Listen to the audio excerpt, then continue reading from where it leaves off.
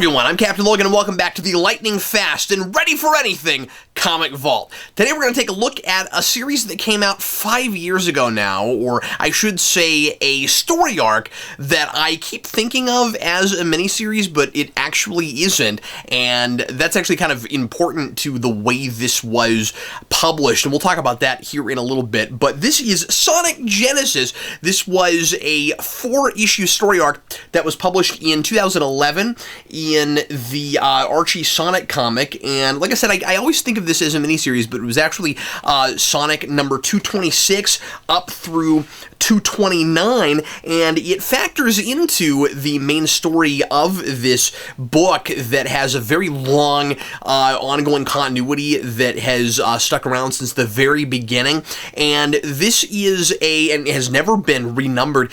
This is a series that I don't know very well at all. I didn't grow up with this series. I read an issue here or there. I always liked it whenever I read it. This has always been really fun, escapist, cartoony entertainment.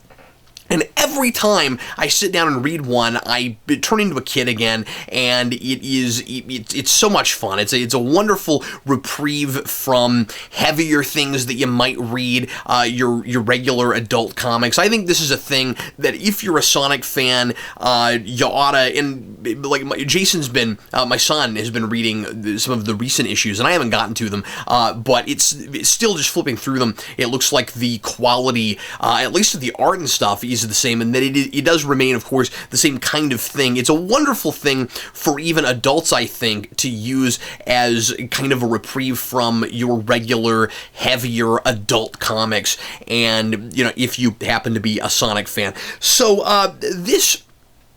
this arc plays as simultaneously a fun, nostalgic throwback for people who haven't been reading this book, and a big, giant event for people who have. And this is not an interlude or something that doesn't count or matter, and in fact, even if you get the epilogue, which I didn't before. I had to look that up online and read it digitally because I didn't realize that I had forgotten that it kind of just ends on a cliffhanger, and that if you don't, and it turns out that if you, even if you read the epilogue, that still ends on a big cliffhanger. So it is hip deep in the middle of course, Sonic's ongoing battle with Dr. Robotnik, who is, of course, often called Eggman, and here there's the joke about how in, not that it comes out and mentions Japan, but how in Japan he's called Eggman and here he's called Robotnik, and they make that kind of a character thing with him where his real name is Dr. Robotnik and he hates being called Eggman.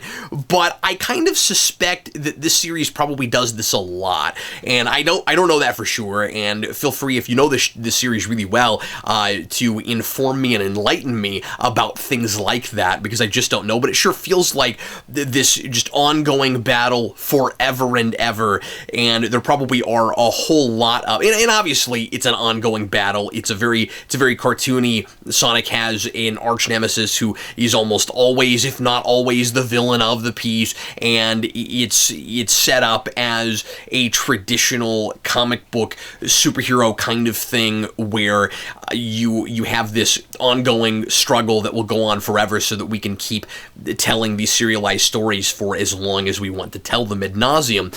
But I suspect that there's probably this constant sense of, and the fight's not over, and the fight's not over, and so it probably was going to end on a cliffhanger no matter how you sliced it, if you didn't just make this like an Elseworlds type story. But it plays like that for a minute, and I feel like it does a fairly good job, with the exception of that ending, of being a thing that's easy to sit down and read outside of any context of the series, and to not be confused when you realize, oh, this is a comic book reality getting messed up, screwing with the space-time continuum kind of story. So what you have is what it looks at the beginning like an origin, and being Genesis, the title, and each issue has its own chapter title. The title of the first issue is In the Beginning. I really like that. And being Sonic Genesis,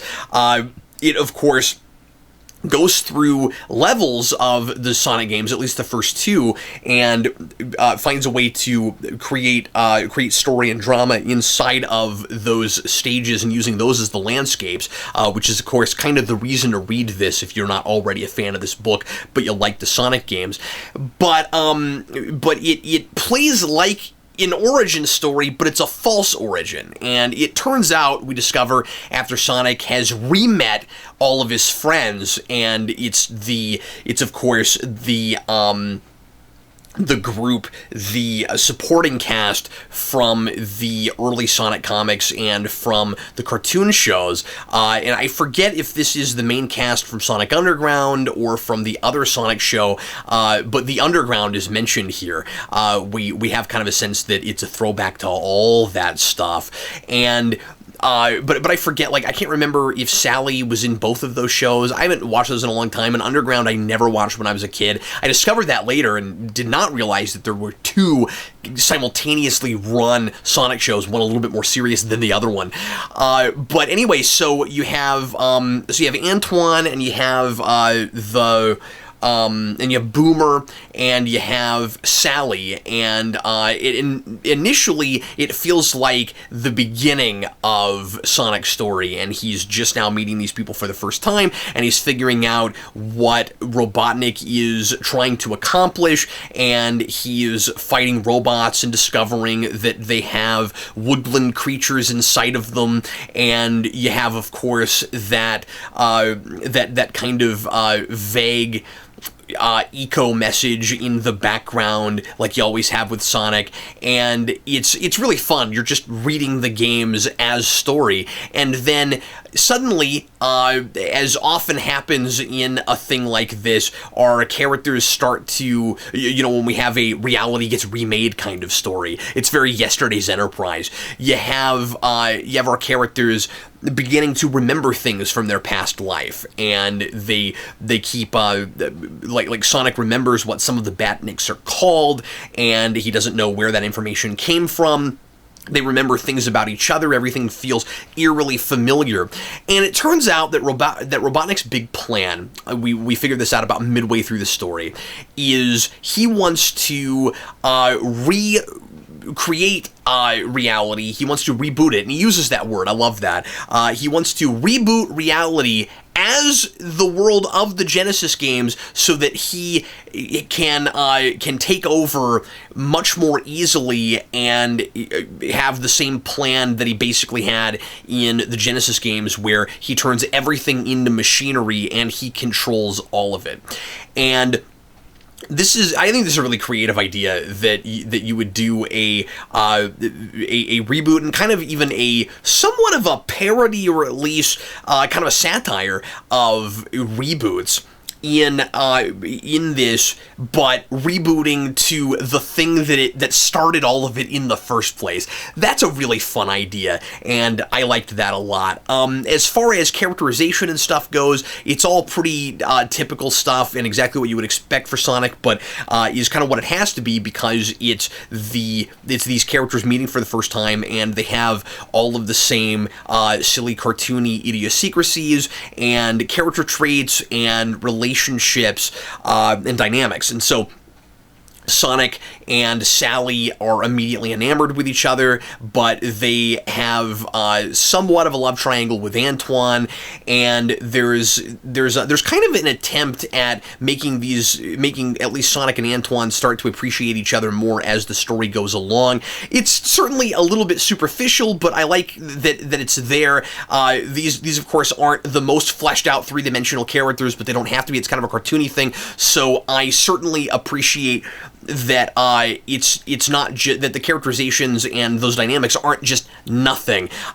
He comes to care about these people, and so when you get to the middle of the story, there's this bit, and it happens kind of fast. There's this bit where Antoine seems to, for all of like 4 pages, to have died, and then he comes back again pretty quickly, but Sonic feels bad about it, and then they have a better relationship, and he's a lot less condescending and irritating to him after that. So there's a little bit of character growth and a little bit of learning and stuff. I don't think Sonic overall has a big character arc where he really learns anything through this, but also the point of it is kind of Sonic stories always turn out the same way and always are sort of the same. So it's sort of poking fun at itself, but it is so much fun and so creative and clever with its banter and dialogue and stuff. There are certainly some jokes here and there that didn't really land for me, but overall, it is so much fun that it's able to make fun of that while driving the point home that if you really enjoy these characters in this world and this art style, it's kind of worth it. It's kind of okay that it's just the same thing over and over again. We can keep coming up with new, at least new, fresh jokes and kind of situations, at least for action situations and stuff. And that's not to say that it's always necessarily been exactly the same story, because I haven't read all this stuff, but that kind of seems, without knowing the whole book going all the way back, and by the epilogue there are lots of references to way early issues, so like it seems to really remember its continuity and have a really good sense of that. Again, having not read it, but very much of it, but it sure feels like, just with this material, that part of the point of it is Sonic stories are all the same, but aren't they so much fun to tell and to read? One of the things I really enjoyed in this is these kind of fun, tongue-in-cheek attempts at telling us the practical usage of a lot of the things inside of certain levels. So, especially when you get to Sonic 2, which I think starts in the 3rd issue, where you get the factory level, I'm trying to remember that, chemical plant zone, and there is this discussion that Sonic and Tails and his friends have about how there's all of this there's all of this ooze everywhere, there's all these chemicals everywhere, and they have this big discussion about why you would ever need this many chemicals, and somebody, I think it's Sonic, somebody says, is Robotnik just polluting, or maybe it was Tails, just polluting for the sake of pollution? And sometimes that seems to be the case with Robotnik, of course, because he's a two-dimensional, literally mustache-twirling villain who wants to pollute. And, of course, he wants control, he wants to rule, that's his real end game. But sometimes it does feel like he's also kind of a Captain Planet villain. Sonic started at very much that time, that time period where we were very eco-conscious, and we wanted to, in entertainment and in the media, teach our children about the environment, and that polluting is bad and recycling is good, and all of that stuff. And so we made sure to put a lot of that in our cartoon shows, and it was often really heavy-handed, and of course some of that feels kind of charming now, but I really like that he says that, and that there's this talk about, like, oh my goodness, what if he has a machine that requires this much of this chemical? What in the world would that even be that would need that much of it?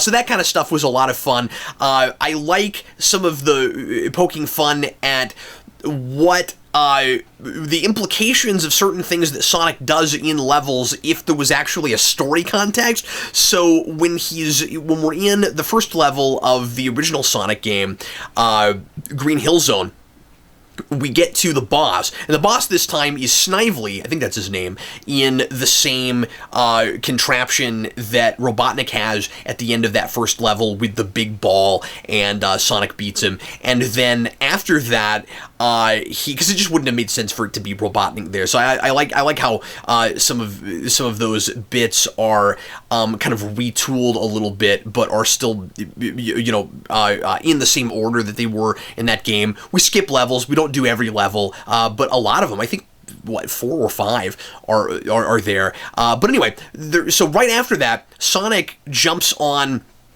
the little contraption that you always have to jump on at the end of every boss level, that explodes, and then all the woodland creatures come out. And I never would have thought to look at, this is a very kind of YouTube gaming channel thing to do. I never would have thought to think about the actual implications of that. But he says two things that immediately made me laugh. One of them is he was just about to jump on that button, and Sonic says, you know, I'm gonna feel real stupid if this turns out to be a bomb or something, if it explodes or something. That was really funny. The first time he would come upon one of those, how would he know what to do? Why would you push that button? And then the second thing was, why do all of Robotnik's things or Eggman's things have to explode? And so it does explode. It turns out it's not a bomb, but everything that is in a little box in Sonic blows up. It would have been fun to somehow or rather work in the little boxes that give you rings or that give you the running shoes, but I don't know really how exactly, you know, you do that. But all that stuff always blows up. The art is wonderfully dynamic. There's a lot of really cool variation in panel layouts. There's a lot of actually pretty good visual storytelling going on in action scenes. I say action scenes. Nearly every scene in this is an action scene. But I really appreciate some of the wordless pages. Kind of surprised by that, where it just feels like you're kind of in a video game for a minute. There's a lot of panel layouts trying to recreate the feel, kind of giving you a simulation of what a particular level was like, and you see a lot of reverence for those games and a lot of research there on the page. Although I imagine the guys working on this probably know this stuff backwards and forwards from playing it when they were kids, just like a lot of us do. This is written, by the way, by Ian Flynn with, it says pencil breakdowns by Patrick Spazzanti, finishes by Tracy Yardley, and I think they do all 4 of these, although I didn't look at that to make sure before I started the video, so let me just check that now. Yes, all the way through the 4, but let me take this opportunity to mention that one of the things that's a little bit that's a little bit weird and off-putting about this is that the 4 issues that are titled they're titled Sonic Genesis, like I said, kind of just end, and then there's an epilogue that's actually really the conclusion to this story. Although then, like I said earlier, it also then has its own cliffhanger, and so it kind of doesn't feel like the story ever ends, but I would not have felt very satisfied with this if I hadn't gone ahead and read the epilogue, because that shows you what the point of bringing Sally in was in the first place, or at least kind of. I guess the point was she was always there before, and we want to make this as much of a tribute for the Sonic comics as it is for the Sonic video games, which I think is balanced wonderfully well. But Sally has this kind of big epic sacrifice at the end, and then the big cliffhanger at the end of the epilogue is now there's a big giant Sally robot, because everything is about robots that look like our characters in these books. And I don't know if she comes back after that or anything, because I never continued reading, but I didn't buy the epilogue because I didn't think to. The story arc is called Sonic Genesis. It goes through these 4 issues. I knew that back at the time, 5 years ago now, looking at websites or whatever, and I bet a lot of people probably did this, because I know this sold pretty well, and I'm sure there were a lot of people like me that thought it would be fun to look at those levels on the page and picked it up to see what that was like. And I didn't know there was an epilogue. I didn't think to read it, and I forget what my reaction was to the end of this, but I never sought it out to see if there was anything else. So today, when I read it again, I went, oh, that's weird, it just ends. And what's even stranger, by the way, is that the first 3 issues give you like a to-be-continued kind of blurb at the end, where it's like, oh no, what's gonna, very 60s Batman, what's gonna happen next? And then it'll be like, and also, there are other Sonic comics that are being published right now, and you can go read those too. None of that is there with the last issue, and I thought that was really strange. It's kind of jarring. That's just really weird. I don't know why you didn't say, and there's gonna be an epilogue, and you should get that, because it kind of sort of finishes things up. You should at least say the epic conclusion.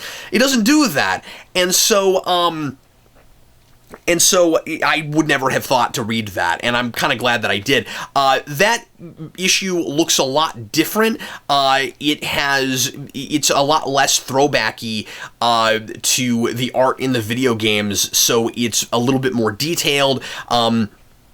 it's trying to be a lot more dramatic. There's a lot more shading and shadow work, and it looks a little bit darker than these do. I love that art. I think it's fantastic, but I wish that this had been published as a 5-issue arc called Sonic Genesis instead of just the 4 and then an epilogue, or at the very least, had the end of the 4th issue say there's an epilogue, and then have the epilogue say Sonic Genesis epilogue on the cover. And I don't know if it does or not, because I read it online, but it really should have done that. It should have made a big deal out of you're going to want this too, even if the art was going to look different and that wasn't going to be really consistent. I enjoyed getting to see, like I said, so many of the levels of those first 2 games realized inside of a fictional narrative. And it ultimately makes a lot of sense that it's only the first 2, because then you would have had to come up with some way to work Knuckles in there, and that would have just been too complicated. I think it just been kind of too many wheels spinning and one too many characters for the story that's being told here. This reality breaking kind of thing, and I have no idea what Knuckles is doing or where he is during this point in the continuity of the stories, because when you get to the end of this, reality gets kind of remade again. By the way, I should mention that I like that when Robotnik changes reality, he too doesn't have all of his memories. It affects him too. I thought that was kind of a neat idea. But anyway, I don't know where Knuckles is at this point, so maybe it wouldn't have really made sense to use him, because Sally comes back, and then suddenly she's there, and she's been gone a long time. I don't know if she died or what happened to her, but she mentions here that she has a second chance, and that's why she goes ahead that's of course part of why, besides the fact that she's just a good person, that she goes ahead and has the big epic sacrifice at the end here, kind of like Charlie in Lost, I guess. But what I was going to say is it's a little bit misleading with the covers, because you have the cover to Sonic 1 redrawn as a comic book, which is awesome, and then you have the same thing with 2, which is doubly awesome, although but then it's immediately kind of weird, because the covers don't really have anything to do with what's inside besides the first one, and of course you kind of start to expect the covers to match what's inside, because the first one begins at at that zone, Green Hill Zone. So you're like, oh, okay, Sonic 1. And the next issue is going to be Sonic 2. Well, actually, no. The second issue is the rest of Sonic 1, including the big boss fight at the end of that game. And then number 3 is the beginning of Sonic 2 and introduces Tails to this narrative, but it's the cover, kind of, it's reminiscent of the box art of Sonic 3, I think. I'm pretty sure that was either I didn't look this up before the show, and it's been a while since I've looked at it. That was either the box, or it looks kind of similar to the box. And then the fourth one doesn't even bother with Sonic and Knuckles, because Sonic and Knuckles isn't, well, because Sonic and Knuckles is not considered Sonic 4, and there is a Sonic 4 that came way later that was unfinished, but it's actually an extension of Sonic 3. It's Sonic 3 and Knuckles. They were one game, and then they were made into 2 games later, something I didn't know for the longest time, and one of the many, many things that I have learned after making a mistake in talking about a Sonic game in a video when I was doing some gameplay. So the fourth one has this glorious cover. I love this. It has the Supersonic, and I think that's really cool. And this, of course, has everything to do with what's inside. I should also mention, so I guess what I'm saying is, it all makes sense, and it's fun throwback, and it probably does a good job selling issues, but it was a thing that surprised me, and I found kind of jarring at first. But ultimately, I like that we get the first 2 Sonic games in each of them in 2 issues, and that kind of the middle of the story is right between the 2 games. It's wonderful for pacing. You start to really figure out what it's doing, and once you pick up on that, or once I picked up on that, I was really with it. I like that this issue is called Reset. Because, of course, Dr. Robotnik is trying to reboot the universe, and resetting is something that you do with your Genesis when things aren't going the way you want them to. I thought that was kind of a cool title for this chapter. The way Sonic gets his supersonic power, I think, is really too easy. You get that with the Chaos Emeralds, but we don't take the time to collect Chaos Emeralds in this because, as usual, it's Chaos Emeralds that Dr. Robotnik is using in order to take over the universe. And so, or in order to try to take over Mobius, but, you know, he's messing with the universe, so I guess he's kind of in control of that in a way, or at least, you know, wreaking havoc, creating chaos. And I like that the Chaos Emeralds are called that when what he's doing is creating chaos, but he actually wants to create order, but his own sense of order, and he can't control it, and you have that kind of classic idea. And, the way Sonic, because we can't collect the Chaos Emeralds, although I don't remember in the game how exactly you become supersonic, because I never really did that. I don't think that comes till Sonic 3. Maybe that is in Sonic 2. I'm fuzzy. It's been a while. I'm sure there's all kinds of things I've said where people are like, no, Cap, it's this. Once again, I make these videos partly to learn myself. But he kind of just picks up a hose, or not a hose, he picks up a power line cable inside of Robotnik's fortress, and he knows that he's using Chaos Emeralds to power things, so he just electrocutes himself, and then he becomes supersonic. And that whole thing was a little too easy, and wasn't even sure how he knew that would happen.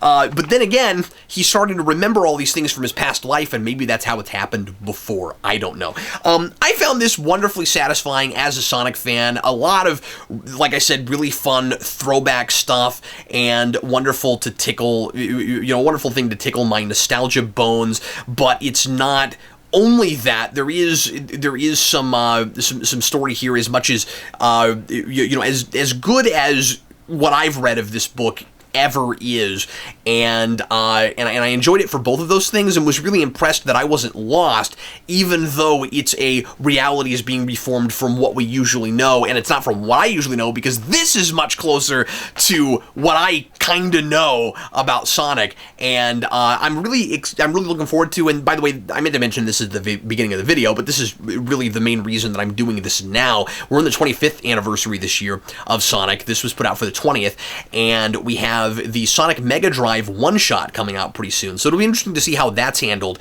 and I'm sure that's going to be another throwback. Let's find a way to put levels from Sonic games, and I wonder which ones they'll use and stuff inside of a narrative, and I wonder if that will be a similar thing to this, or if they'll find some other clever way to work that in instead of doing it the same way they did it this time. And since it's going to be just a one-shot, I don't know if it's oversized, but since it's going to be just a one-shot, I'm hoping that it's not too ultra complicated and convoluted, and that it's just kind of a fun, simple one-and-done sort of story. And I actually kind of hope, since it's a one-shot, it's not actually part of this universe, it doesn't even necessarily have to have anything to do with this storyline, so it'll be interesting to see what exactly that does. But I love this, I want to say miniseries, this arc quite a bit, and I only wish that epilogue had been considered part of it in the first place. Thanks as always for watching, sure appreciate it, and I'm going to start trying to do vaults a lot more regularly if I can, knock on wood. Hopefully I can make that happen.